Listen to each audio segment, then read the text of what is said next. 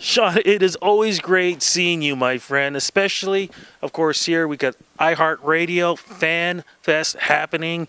This is CMW. We were at Rebel, Toronto. This place is rocking it out, and you, my friend, are part of the fun. How does it feel being part of all this? It's amazing. I remember when I first started, and you were there actually, one of my first interviews when I started, and being able to perform this stage seemed to be far away, but it was always a goal and a dream. And now I'm one of the artists performing tonight at one of the biggest shows of CMW, and it's just a great feeling. You know, I'm glad you brought that up. You know, the fact that we've known each other for such a long time. I've seen you grow, and it's funny. I was thinking about this earlier today. I love how you've been able to bring such good, joyous music, but at the same time, you still talk about social issues, and you go into certain things that a lot of people, they really read the lyrics and understood where you were going with this stuff, but you still have a way of making a message, and people can still enjoy life. Yeah, totally. I mean, it's very important. I think before I kind of got into music as a job or industry or anything, I wrote a song called Soldier, which was really a song based on my emotions and how I felt about a certain political issue south of the border where a soldier's funeral was protested by an extreme group called the Westboro Baptist Church. And to me, it resonated with me only, not because I've ever served in the military, but just from the family perspective. You know, I had just moved out from home, and to me, moving from Nelson to Vancouver, it was only 8 hours away, was a big deal. I was bawling my eyes out, and the soldiers and some of the men and women that were being killed overseas were my age, if not younger, and that really resonated with me. So I wrote the song Soldier, and it really connected, and that was a valuable lesson for me to see how music can really connect people and bring them together, and also serve as therapy for people as well. Like so many families, after I just put the song out, meaning I shared it. This was before Spotify and all the streaming stuff. I just put it out there. Families were sharing it, and it was just heartwarming, and that kind of was something that I'm very thankful for that I learned early in my career.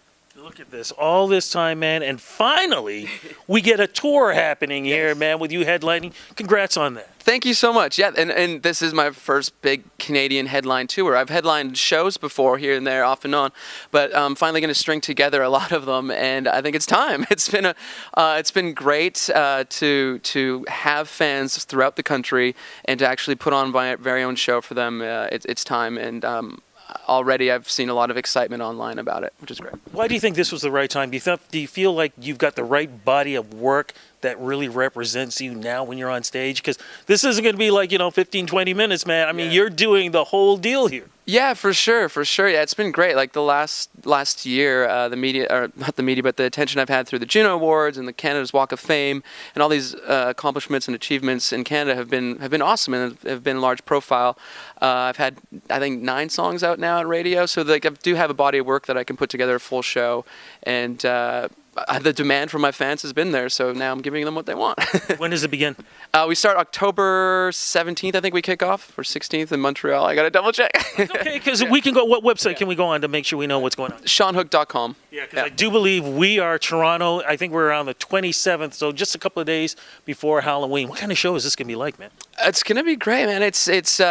I'm all over the place on stage. I put on a high energy show. I play piano and synth and electric guitars, acoustic guitars. So I'm gonna make it a dynamic show. There's gonna be big moments and there's gonna be intimate moments where I just break it down and play like how I started in coffee shops, just solo. So it's gonna be a big spectrum of music and entertainment. I'm looking forward to it, but I get a sneak peek because you're performing here tonight at Rebel. What's going on with you on stage? Yeah, so we have a quick, intimate set. I'm playing after Rhea May and before Marianas Trench, and it's just going to be a lot of fun. I have time to do 4 songs, so I'm going to jam-pack it with 4 of my best and bring the energy. And one of those songs is going to be your latest single? Well, we currently have a single out right now called Never Let Me Let You Go. And you going to play that? Yes, I am. Yeah. And then, that's it for now. Okay, and I know you got to go because you got more interviews. Any thoughts of new music? Anything going to happen with it? What's going on? Yeah, that's what I've been working on the last 2 years, really, of just new music. I have so much new music ready to go. We're just kind of finishing off singles, and hopefully we'll be putting together a big body of work before the tour. But I'm literally doing that right now. my friend. It was great seeing you over the Junos in Vancouver. It's even better seeing you here in Toronto. And I will be seeing you on the 27th when you're here in Toronto for that tour. Congrats, man, on all the success. Thank you, Rudy. I really appreciate all the support.